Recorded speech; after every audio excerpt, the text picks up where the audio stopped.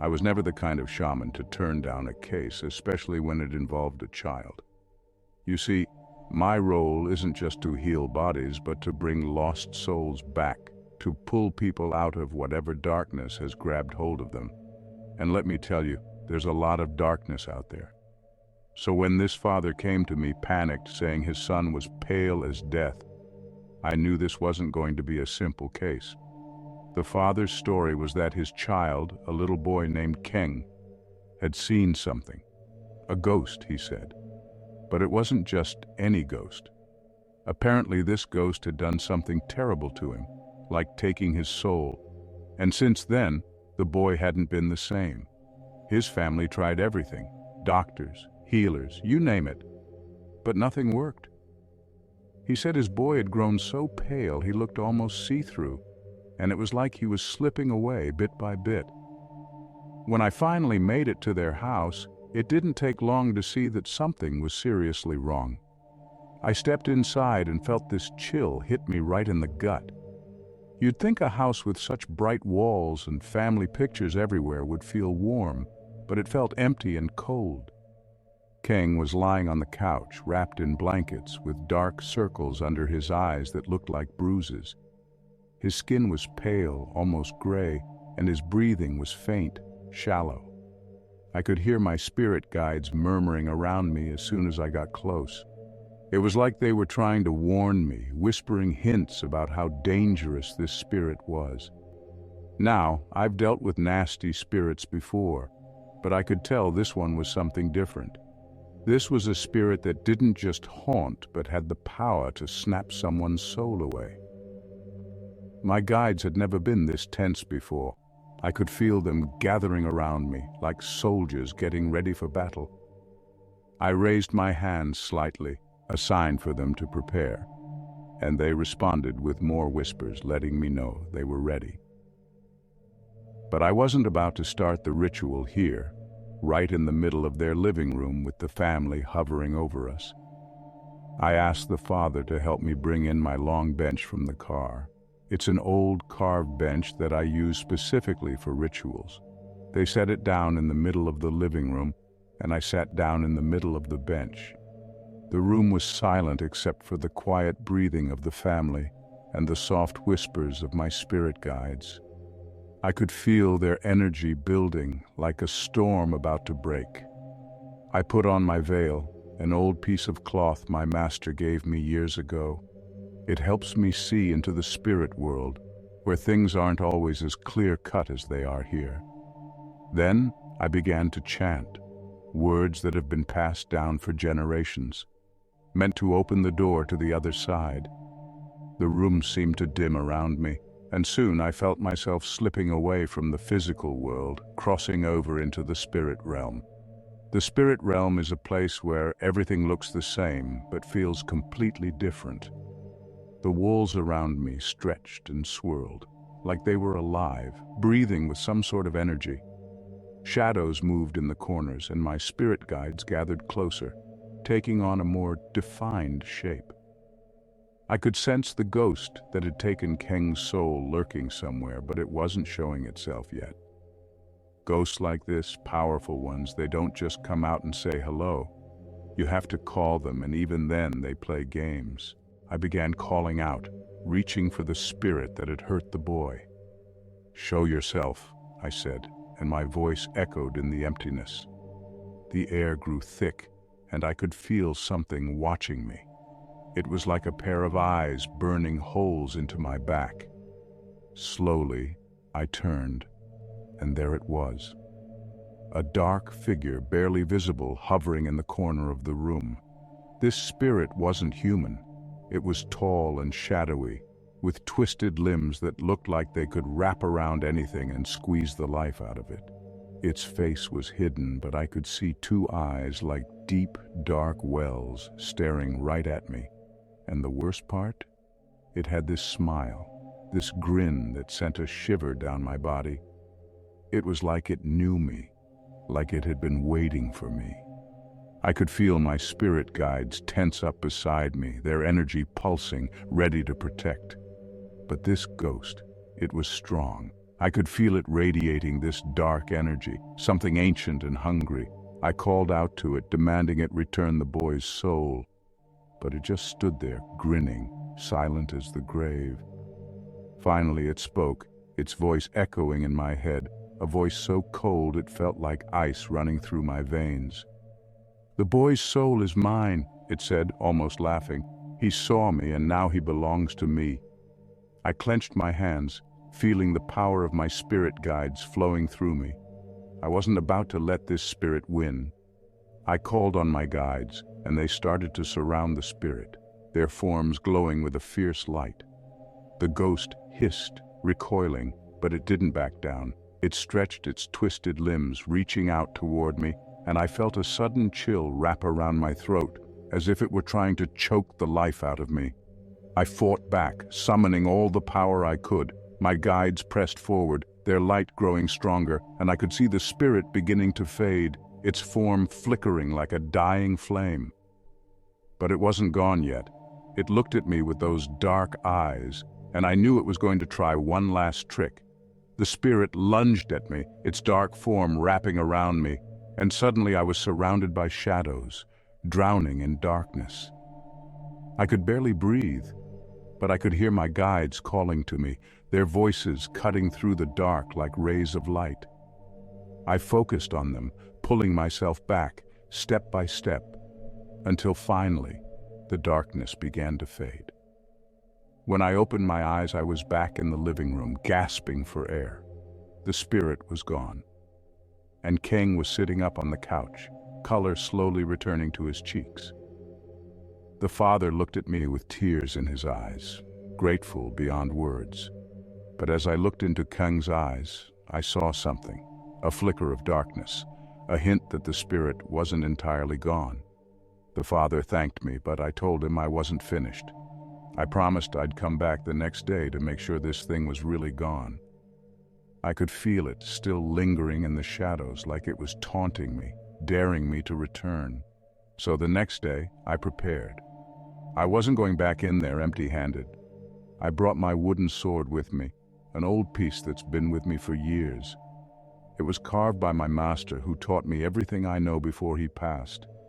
This sword, it's more than just wood. It carries a part of him, his spirit, his strength. I don't go anywhere dangerous without it. When I arrived, I saw the father waiting for me outside. He looked worried, eyes darting around as if he thought the ghost would just pop out of the bushes. I gave him a nod, let him know I was ready, and he let me back into the house. I could feel that same chill as soon as I walked in, that cold emptiness hanging in the air. But this time, I was prepared. They helped me set up my long bench in the middle of the living room again, and I took my seat. I let my fingers brush against the sword, feeling the roughness of the wood, the strength it held. My spirit guides were already gathering, their whispers growing louder, sharper, like they knew a battle was coming. I slipped on my veil, letting the fabric settle over my face, and I started the ritual. I felt myself slipping away, crossing over into the spirit realm again. This time, it wasn't just shadows and swirling walls waiting for me. Right in front of me was this huge black hole, a swirling void of darkness, pulling everything toward it. The ghost was hiding inside, waiting for me, and I could feel its power radiating out like it was daring me to come closer. I raised my hand, summoning my sword. The wood disappeared in a flash, and in its place was a different kind of blade, a sword covered in symbols of my culture, ancient marks of protection and power. They glowed faintly in the dark, casting a soft light that pushed back the shadows around me. I took a deep breath and stepped forward, right into that black hole. As soon as I crossed the threshold, the darkness swallowed me up, colder than anything I'd ever felt. My skin felt weird, and it was like my breath froze in my lungs, but I held on to the sword, feeling its warmth, its power pushing back against the cold. The ghost was waiting, hidden in the shadows, watching. I could feel it circling me like a predator sizing up its prey. It whispered, taunting, trying to shake me, but I kept my focus on the symbols glowing on my sword, letting them ground me, keep me steady. And then it attacked. It lunged out of the darkness, that twisted form I'd seen before, all limbs and shadows, with that unnatural smile and those empty, dark eyes. It wrapped around me, trying to pull me down, but I raised my sword, chanting the words my master had taught me, words meant to bind and banish. The symbols on the sword flared up, blazing bright, and the ghost shrieked, pulling back, its form flickering. It tried to retreat, but I stepped forward, swinging the sword, letting the power of the symbols carve through the darkness. Each strike pushed it back, weakening it, forcing it to let go of its hold on the boy's soul. I raised my hand, calling out to my spirit guides. One of them answered, materializing beside me in the form of a shadowy figure. It let out this sharp, bone-chilling shriek, a sound that pierced through the darkness and made the ghost pause just for a second. I could feel the ghost hesitate, thrown off balance by that horrendous sound. That was my chance.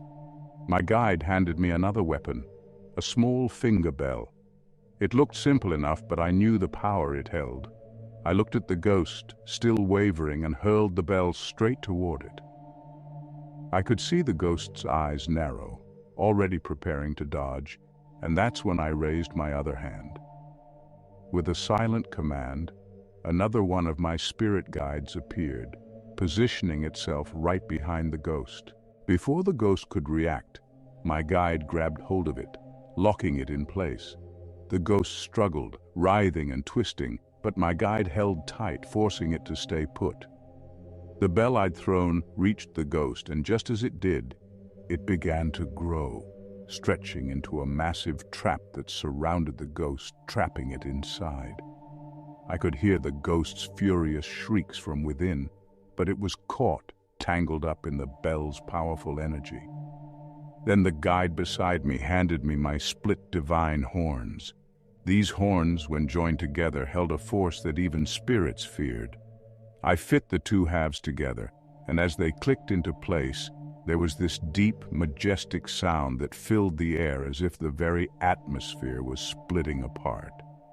The ghost froze, its eyes wide, realizing the power that was about to be unleashed. Without a second thought, I hurled the horns straight at the ghost. They cut through the darkness like a blazing comet, piercing right through the ghost's head with a force that shook the entire realm. There was a beat of silence, and then, all at once, the ghost erupted, its form shattering and exploding into a burst of energy, like a storm of shadows breaking apart. I felt the air settle, the chill fading as the pieces of the ghost's energy dissolved into nothingness. It was over. The spirit was gone, finally defeated. I took a deep breath, feeling the weight lift off my shoulders. The black hole around me faded, and I found myself back in the living room, and I could feel the Father looking at me, his face full of hope. I was exhausted. My heart was racing. My breathing was ragged, and every muscle in my body felt like it had gone through a war. I reached up and slowly removed my veil, trying to catch my breath. The Father came running over, worry and gratitude etched deep on his face. He held a clean white cloth in his hand and, without a word, started gently wiping the sweat from my forehead. It was a simple gesture, but in that moment, it meant everything. As I sat there, the other family members came out from where they'd been waiting, their faces a mixture of relief and gratitude. They lined up behind the Father, and one by one they gave me 3 deep, respectful bows. I could feel the weight of their appreciation in those bows, and I nodded back, humbled and grateful in return. We all sat together after that, eating a meal they'd prepared. The food tasted even better than usual, probably because I was starving after the fight. There was a warmth in the room now, a sense of peace that hadn't been there before. I could see the boy's color returning, his energy slowly coming back, and his parents' smiles. Those were thanks enough. When the meal was over, I gathered my things and headed home, my body still tired, but my heart light. Helping them had been a tough fight, but it was worth every second. This job isn't easy, and it's dangerous in ways most people will never understand. But as I walked away, I felt grateful. Because despite the risks, I love what I do with every fiber of my being. To know I can use my gift to help people who are desperate, people who have nowhere else to turn, it's a kind of fulfillment I wouldn't trade for anything. That's it for now. I hope you enjoyed these stories. If you did, check out more of my videos on the screens above or visit my channel for even more. Don't forget to subscribe for future updates. Stay safe and take care.